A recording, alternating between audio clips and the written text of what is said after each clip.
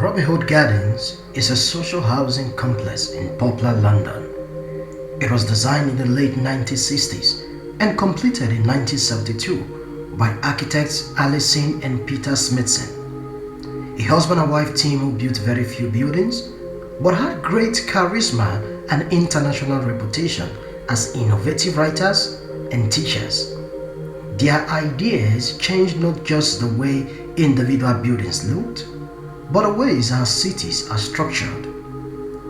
A 1970 BBC documentary produced by B.S. Johnson titled The Smithsons on Housing explores the architect's ideas on housing designs and the reasons for the design of the Robin Hood estate.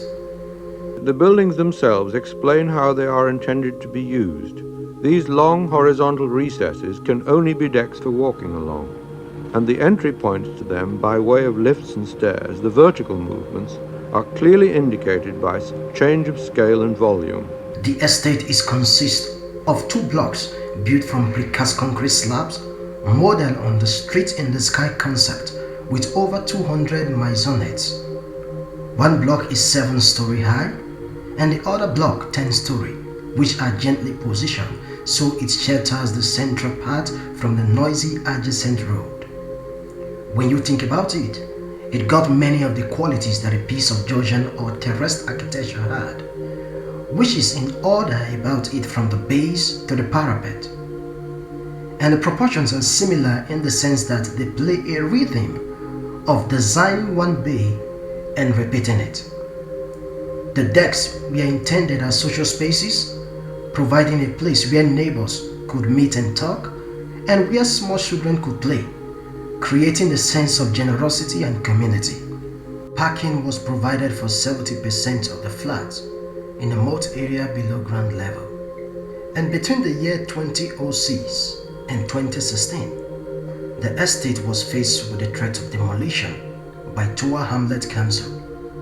Despite years of campaigning from architects and heritage bodies to save the building, its demolition commenced in 2017.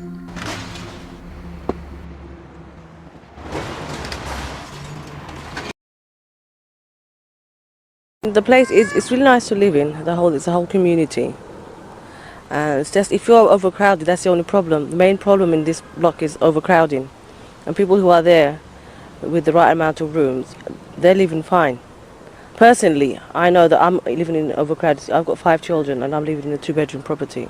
But otherwise, I love living here. It's nice. Everything's nearby.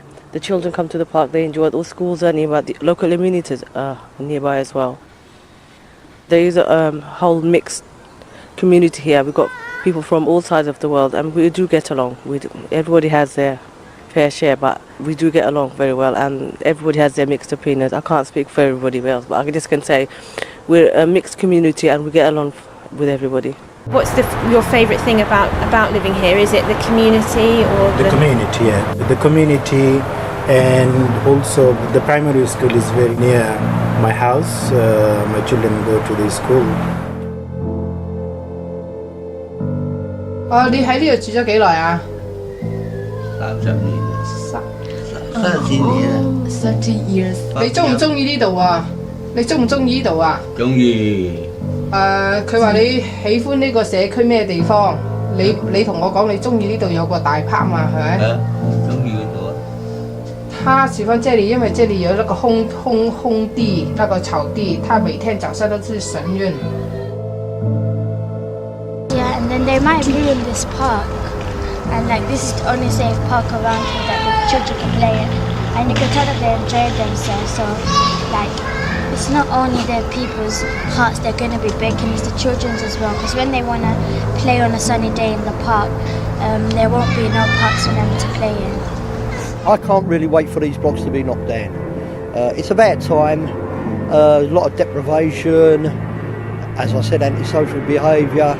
The residents don't exactly help themselves. The blocks, you can't really maintain them up to a high standard because, as far as I'm concerned, the residents don't want that. The set criteria for listing post-war buildings are very strict. After careful assessment, we found that the Robin Hood Gardens estate failed to fully meet them.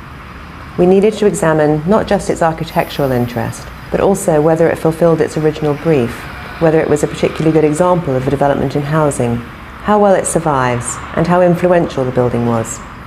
Firstly, in our view, as housing it has serious shortcomings, and did have from the start.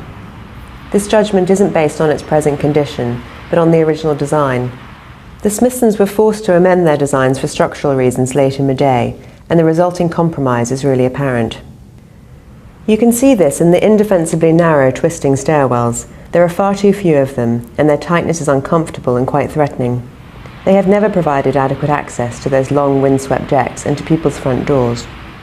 The decks themselves, perhaps because they are not particularly generous and overlook constant traffic, never did fulfill their brief and work as community fostering streets in the sky, as decks have in other estates. The shortcomings can also be seen in the atmosphere created by the prison-like boundary walls intended to baffle traffic noise, the bleak entrance lobbies, and the isolated parking areas where no one can see what's happening and there's no easy way out. Secondly, by the time the estate was opened in 1972, it was already out of date and at the end of the high-rise Streets in the Sky movement, so it was not significantly influential in this way. Yet, while we feel the Robin Hood Gardens estate did meet some of the challenges of a difficult site, in the end it failed in its brief to create a housing development which worked on human terms.